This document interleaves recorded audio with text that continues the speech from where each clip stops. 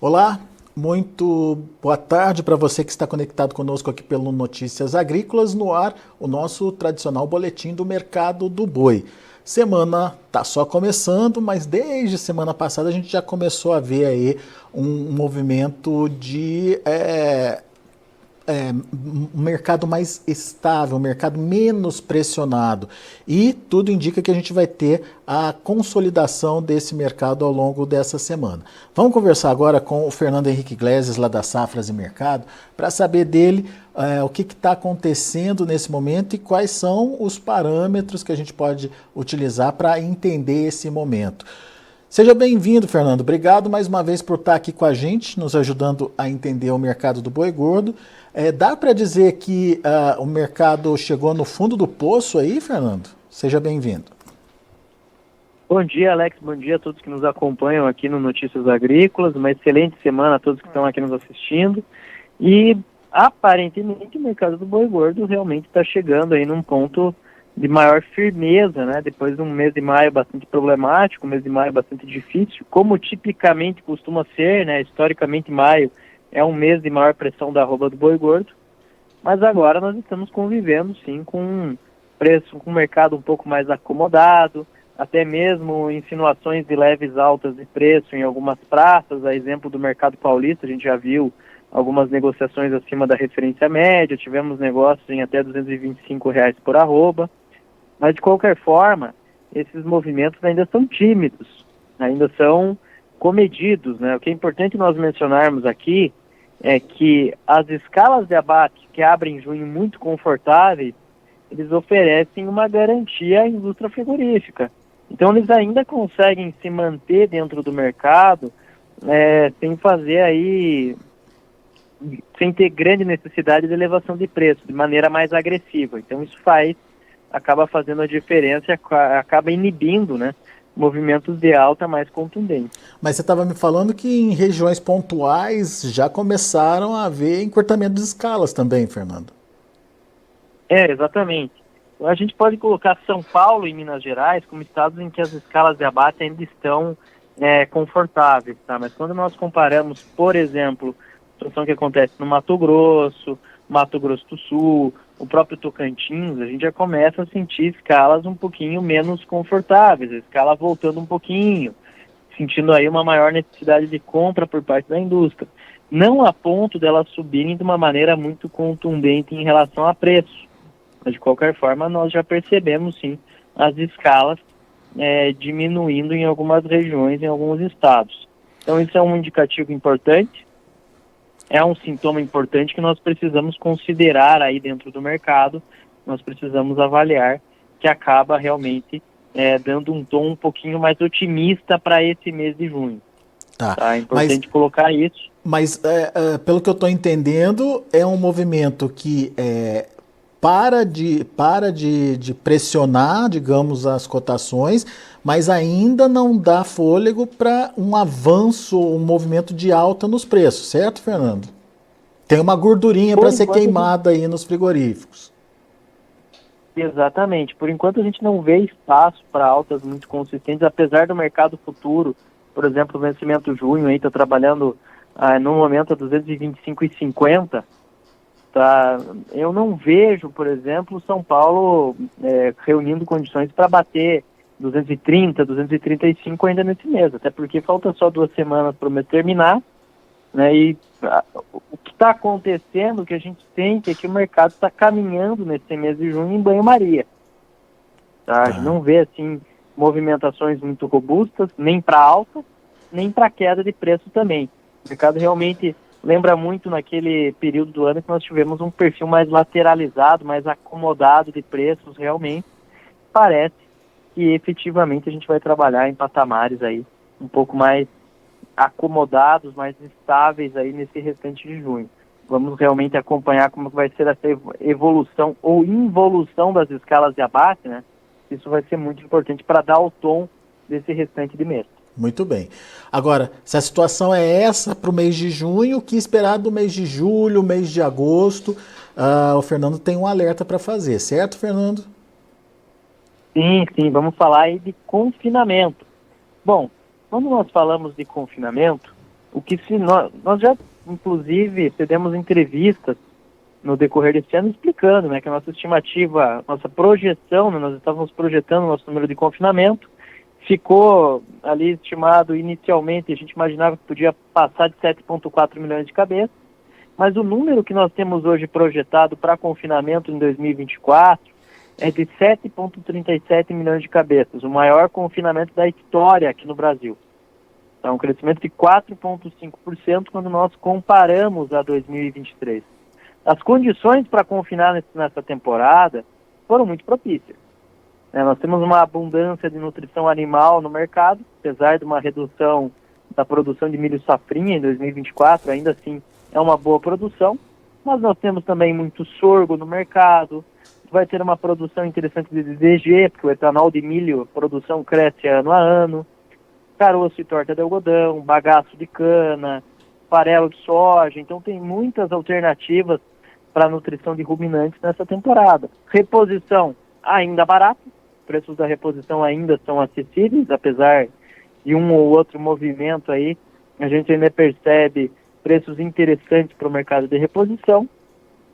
E por fim, lá em abril, quando nós olhamos para mercado futuro, aquele mercado futuro que trabalhava ali a 245 até 250, ofereceu uma excelente capacidade para o confinador para travar preços.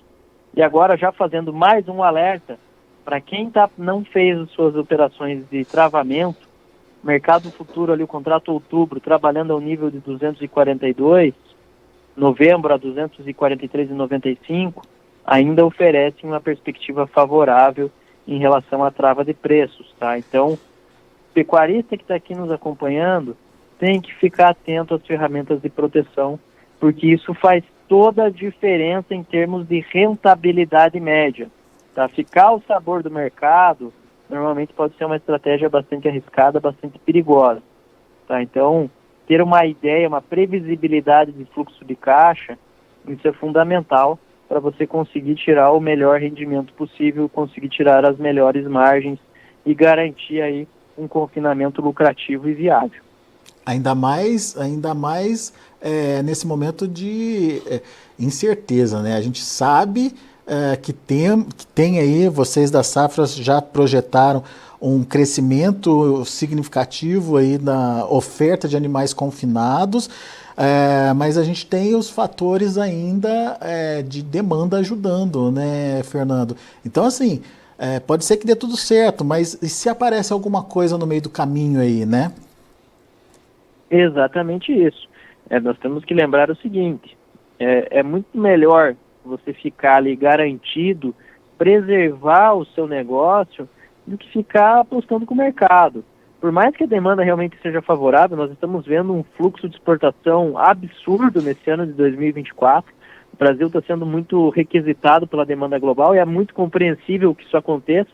O Brasil hoje aí é muito competitivo quando nós comparamos com os outros mercados que têm uma produção relevante de carne bovina. O Brasil é a melhor alternativa de fornecimento global, isso é muito claro. Então a exportação vai seguir muito aquecida.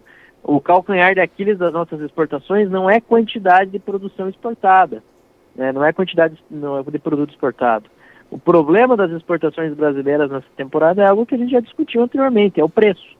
Os preços pagos pela carne bovina no mercado internacional estão deprimidos e isso coloca um cenário, um ambiente um ambiente um pouco mais complicado ali na formação de receita. Mas em termos de volume, de quantidade de produto exportado, isso aí está ajudando muito a enxugar mercado doméstico. O mercado doméstico, aliás, que também apresenta indicativo de melhora, né? O avanço do nível de emprego, a renda ainda é um problema, mas esse avanço de nível de emprego também é importante. E falando agora no que acontece nos últimos dias, é que a carne bovina está ganhando competitividade em relação às proteínas concorrentes, em especial carne de frango. Carne de frango e carne suína estão convivendo com preços um pouquinho mais altos, né, apresentando alta de seus preços, enquanto a carne bovina está estagnada, né? Então isso basicamente oferece uma maior competitividade à carne bovina no nosso mercado interno, tá? Então isso é importante, isso são variáveis importantes, mas de qualquer forma as ferramentas de proteção estão aí para você realmente ter uma boa previsibilidade e conseguir ter um bom rendimento, uma boa margem para o seu negócio. Muito bem. Vamos recapitular rapidamente aqui então, Fernando.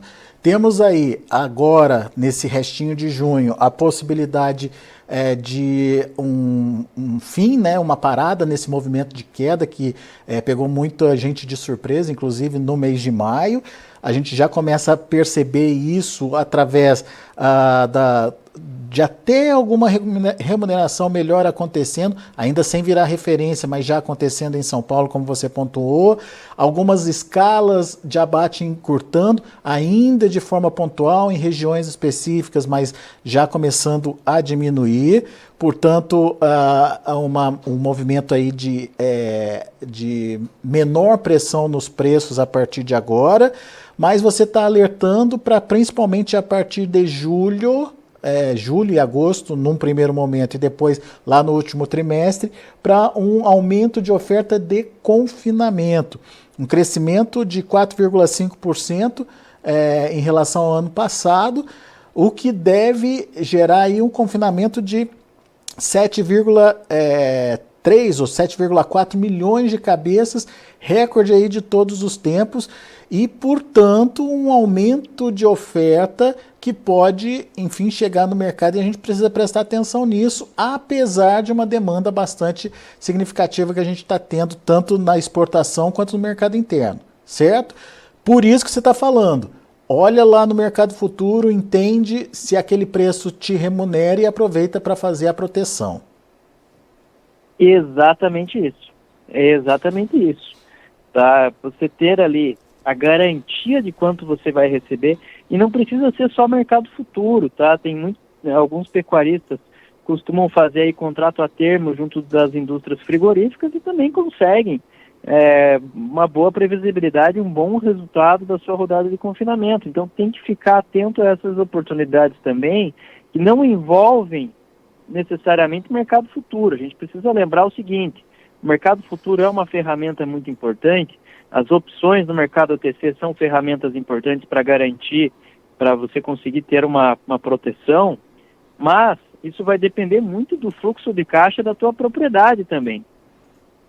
Então, existem outras soluções para anos em que o fluxo de caixa está ali um pouquinho mais apertado, que você tem uma dificuldade um pouquinho maior. Você pode fazer contratos a termos, tem uma série de outras alternativas fora do mercado financeiro que podem ali também te garantir um bom resultado, sem necessariamente você ter que desembolsar ali com depósito de margem, com ajuste diário, enfim, até mesmo no mercado de opções você vai ter custos ali para você trabalhar. Então, basicamente, existem alternativas. O que não pode realmente é ficar ao sabor do mercado, ficar à deriva, porque aí você está correndo um risco muito grande, e risco você precisa mitigar, precisa diminuir esse risco para você conseguir ser rentável, lucrativo e ter longevidade dentro do negócio.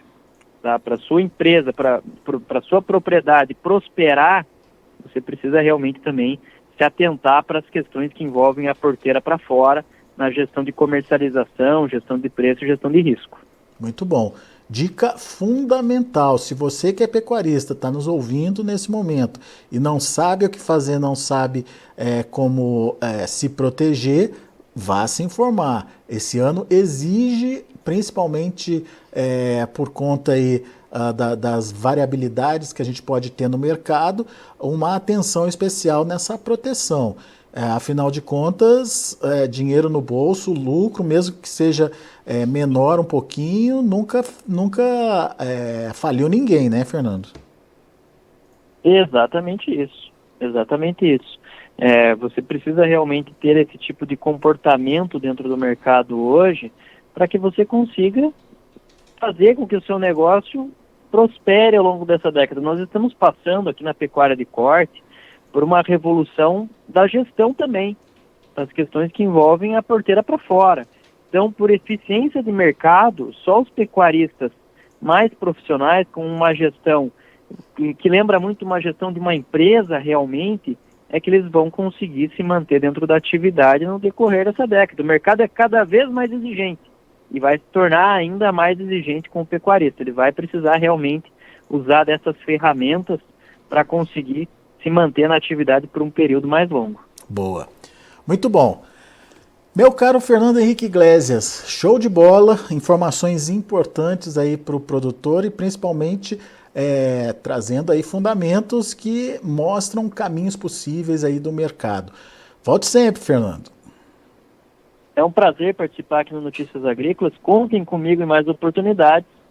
Safras e Mercado é parceiro da pecuária, do Notícias, e qualquer coisa, estamos à disposição. Um grande abraço a todos e uma excelente semana. É isso aí, reforçando aí essa parceria com Safras e Mercado, já de tanto tempo aí que a gente tem, Fernando sempre trazendo informações importantes aí para o mercado do boi e mais do que nunca para o mercado que precisa se modernizar, principalmente no que diz respeito aí à comercialização.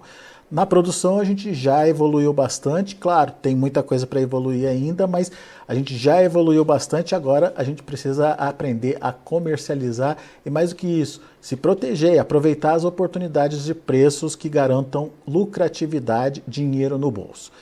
Grande abraço, Fernando, até a próxima. Mais. Tá aí, Fernando Henrique Iglesias, Safras e Mercado aqui com a gente, trazendo as informações do mercado do boi gordo. Fernando acredita que a gente já meio que chegou no fundo do poço dos preços nesse momento, mas fez um alerta importante, atenção para o início da entrada de animais de confinamento. Vem confinamento recorde esse ano, de acordo com a apuração feita por Safras e Mercado, crescimento de 4,5% em relação ao ano passado, 7,4 milhões de cabeças sendo colocadas ao longo de 2024 através do confinamento. É o maior volume de animais confinados da história. Então, fique atento aí a essa possibilidade também.